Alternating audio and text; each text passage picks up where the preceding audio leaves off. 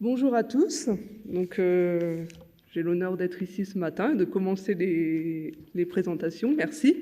Je vais parler au nom d'un collectif, d'un sous-groupe qui a été mis en place au niveau du groupe PRO, donc Produits résiduaires organiques du Comifère. Et je remercie toutes les personnes qui sont listées sur cette diapositive, qui ont contribué aux travaux en fournissant des données, en participant aux échanges, et plus particulièrement Aurélia Michaud aussi, qui a assuré tout le traitement des données, qui ne pouvait pas être présente ce matin, mais qui nous suit donc en distanciel.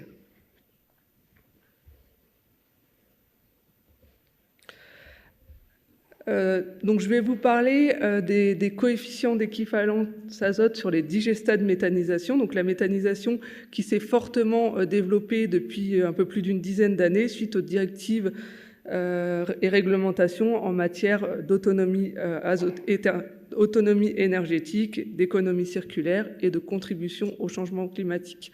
On peut citer par exemple le plan énergie, méthanisation et autonomie azote de 2013 ou la loi énergie-climat de 2019. Face à ce développement de la méthanisation, il est important de bien maîtriser la fertilisation avec les digestats pour limiter les pertes et permettre une bonne valorisation des apports.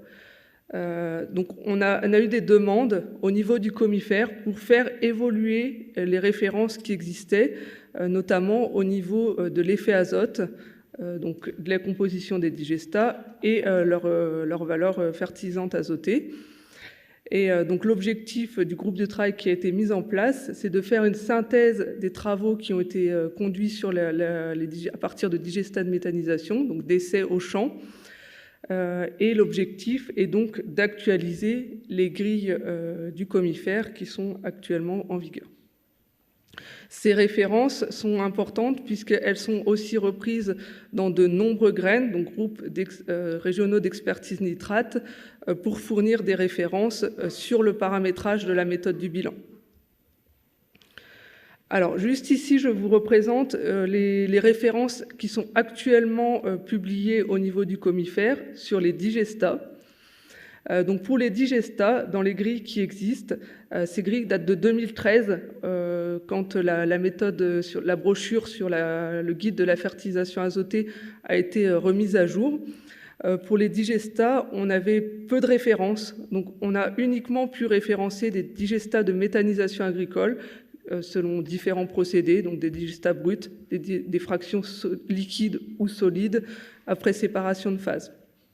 On a donc pour ces digestats des valeurs en azote total moyenne, en azote, la proportion d'azote minéral, et puis les coefficients d'équivalence, donc uniquement pour des apports de printemps et essentiellement sur des cultures de printemps. Les références étaient peu nombreuses, qui ont permis de faire ces tableaux.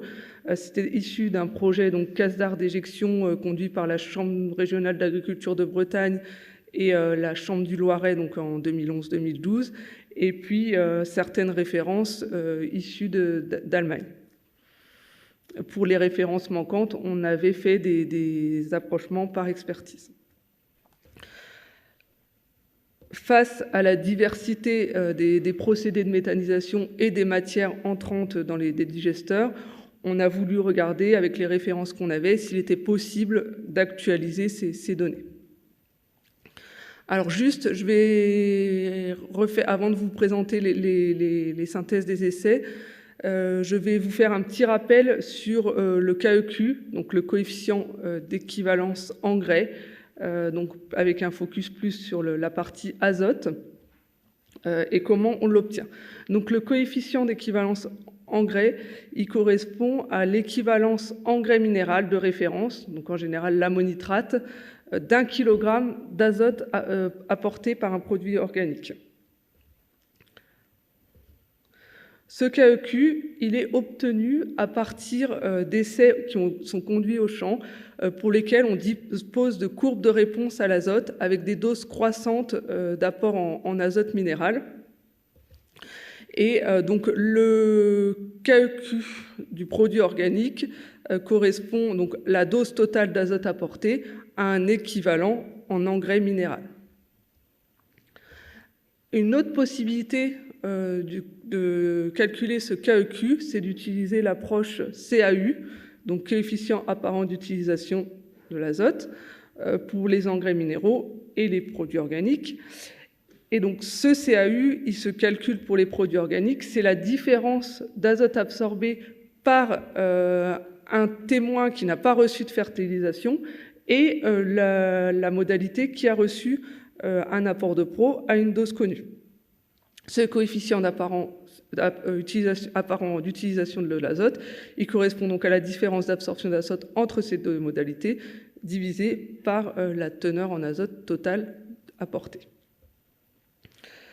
Le coefficient d'équivalence azote qui est mesuré à partir de mesures à la récolte correspond au coefficient cycle, c'est-à-dire à l'azote qui va être disponible sur la durée totale du cycle de la culture. Si on veut regarder, alors pour un apport au printemps, on a le coefficient, le KEQ bilan qui est égal au KEQ cycle. Et le KEQ bilan, lui, c'est lui qui est intéressant pour la méthode du bilan, puisqu'il va correspondre à la proportion d'azote qui va être disponible sur la période du bilan, c'est-à-dire entre la sortie d'hiver, donc début d'année, et la date de récolte de la culture. Donc pour mesurer ces KEQ cycles, on a besoin de faire des mesures en sortie d'hiver, donc mesures d'azote absorbé sur les plantes et dans le sol.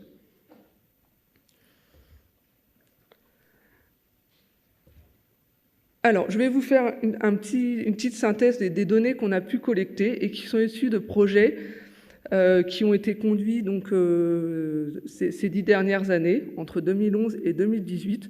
On a pu collecter les résultats et les données d'une vingtaine d'essais qui ont été conduits au champ, donc dans différentes régions, donc dans l'Ouest, en Bretagne et en Pays de la Loire, mais aussi en Île-de-France, Grand Est et Hauts-de-France. La majeure partie des essais ont été conduits donc, sur des sols non calcaires. On avait un quart des parcelles sur sol calcaire, donc avec des pH supérieurs à 8. Les produits étudiés donc, sont de diverses natures. On avait des effluents d'élevages bruts qui ont parfois été mis en comparaison avec des digestats, donc essentiellement, enfin majoritairement agricoles, avec différents procédés. Et on avait aussi des données pour quelques digestats urbains. Les cultures qui ont été suivies, donc, ce sont essentiellement blé, maïs en silage, et on avait aussi pu recueillir des données sur prairies, orge, colza, et puis betterave et maïs grain. Pour pouvoir analyser ces données, donc, on a collecté toutes les infos sur le contexte d'implantation des essais, les types de sols, les cultures, le contexte pédoclimatique. On a aussi recueilli un indicateur sur la fiabilité de l'essai. Certains essais ont dû être écartés puisqu'il y avait quelques biais sur les mesures. On a recueilli aussi toutes les informations sur les modalités d'apport et notamment les durées d'enfouissement après apport.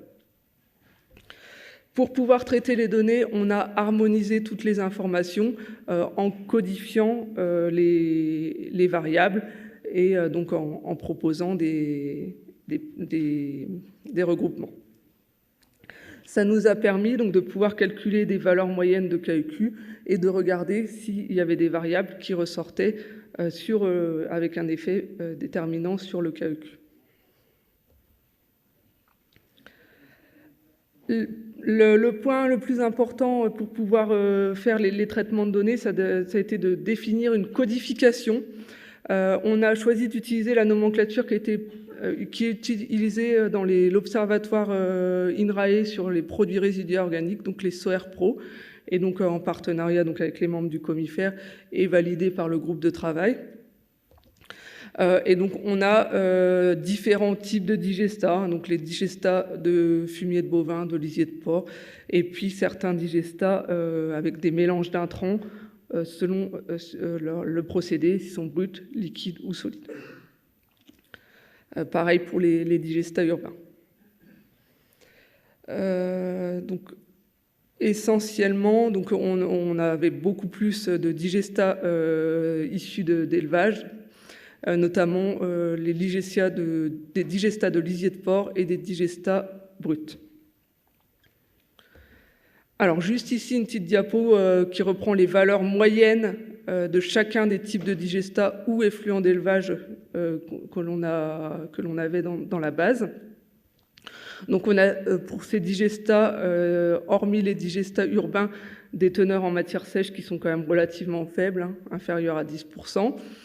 Des teneurs en azote total qui varient entre 2 et 8 grammes par kilogramme de matière brute.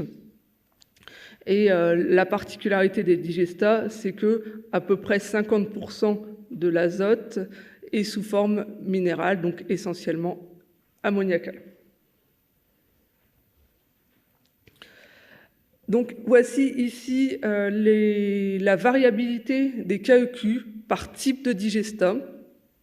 Donc on remarque que se dégagent 3 catégories. Les digestats avec des KEQ faibles, donc inférieurs à 0,3. Dans cette catégorie, on note les compostes de digestats de biodéchets, les digestats de lisier de volaille, et puis le lisier de bovin donc, a aussi un digestat de cette même ordre de grandeur. On a des produits avec des digestats avec des KEQ intermédiaires, donc entre 0,3 et 0,5. Les digestats de fumier de bovin et les digestats urbains, donc solides, sont dans cette catégorie. Et puis, on a d'autres produits avec des KEQ qui sont quand même plus élevés, donc supérieurs à 0,5. Et donc, on retrouve dans cette catégorie les digestats de biodéchets bruts, les digestats agricoles en mélange de matière brute et les digestats de lisier de porc. Alors, attention, sur certains types de digestats, comme vous pouvez le voir, on a peu de données. Donc ces valeurs sont à confirmer. Nous avons aussi regardé donc l'effet de la méthanisation et de l'enfouissement. Sur certains essais, on avait donc du lisier de porc qui était mis en comparaison avec un digestat de lisier de porc. On a regardé donc en moyenne, donc la ligne où il y a tout, c'est le KEQ moyen sur quelle que soit la durée d'enfouissement. Donc on remarque qu'entre le digestat de lisier de porc et le lisier de porc, les KEQ sont du même ordre de grandeur. Ensuite, donc, ce qui est intéressant à voir, c'est l'effet de l'enfouissement sur les valeurs de KEQ. Et donc on voit que quand on a un enfouissement immédiat, le KEQ est nettement supérieur, entre 0,8 et 0,9, enfin, supérieur à 0,8, presque 0,9. Pour un enfouissement dans les 24 heures, on a un KEQ qui va varier entre 0,5 et 0,7. Et quand il n'y a pas d'enfouissement, là, le KEQ va être beaucoup plus faible. Ceci est logique et s'explique principalement par la réduction des pertes par volatilisation lors d'un enfouissement immédiat. Et ce qui est très important pour les digestats, étant donné on va dire 50% de l'azote est sous forme ammoniacale. Donc très sensible à la volatilisation. On a aussi voulu regarder ces effets du KEQ en fonction du C sur N des produits pour voir s'il y avait une tendance. Donc on remarque que plus le C sur N est faible et plus le KEQ a tendance à augmenter. On a voulu regarder cette relation pour voir si on pouvait prévoir une classification des produits à partir du C sur N. Donc il y a une tendance qui se dégage, mais par contre ça reste à affiner avec davantage de données, et notamment des digestats avec des valeurs de C sur N extrêmes. Voilà. Après, dans la base de données qu'on a fait, on a aussi regardé d'autres aspects, notamment l'effet culture, l'effet type de sol ou l'effet des caractéristiques autres que le C sur N, mais on n'a pas de grande tendance qui se dégageait, donc pas d'effet culture, pas d'effet sol ou pas d'effet caractéristique des produits très visible. Alors, voici ici une synthèse des données qui pourraient donc venir compléter les références actuelles de la grille. Donc c'est une proposition qui reste à valider et qui est pour l'instant seulement une première version. On a dans cette grille retenu uniquement les données pour lesquelles on avait au minimum 3 essais au champ ou 3 années. Comme vous pouvez le voir, on a aussi surtout des références pour des apports de printemps. On a peu d'apports en automne. Le calcul pour l'effluent pour le lisier de porc qu'on a retrouvé dans notre base de données est cohérent avec ce qui est actuellement publié donc, dans les grilles du comifère, donc ce qui est plutôt rassurant. Et puis donc après on a des propositions avec des KEQ pour des effluents de digestat donc en mélange brut qui vont être de l'ordre de 0,4 et des KEQ pour les effluents type lisier qui sont entre 0,5 et 0,6.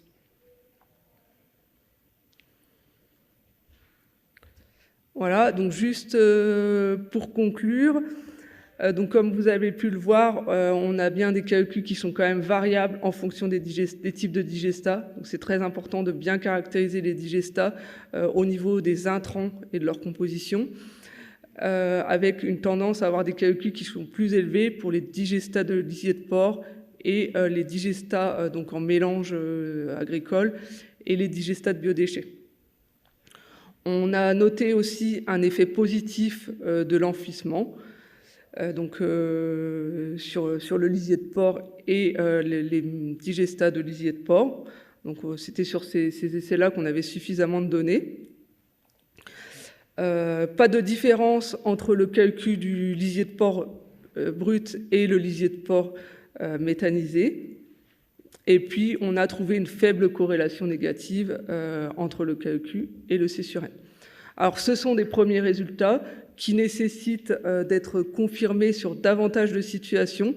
Il y a en ce moment des projets qui sont en cours et on peut notamment citer le projet Fertidige qui a débuté donc en début d'année, qui est financé donc par l'ADEME et GRDF et qui vise à établir un guide de valorisation agronomique des digestats d'origine agricole. Dans le cadre de projets, donc, des essais vont être mis en place sur maïs et sur blé avec des digestats avec des valeurs de C sur N, on va dire un peu extrêmes, qui sortent des clous. Voilà, donc merci à tous pour votre attention et puis je suis disponible pour quelques questions.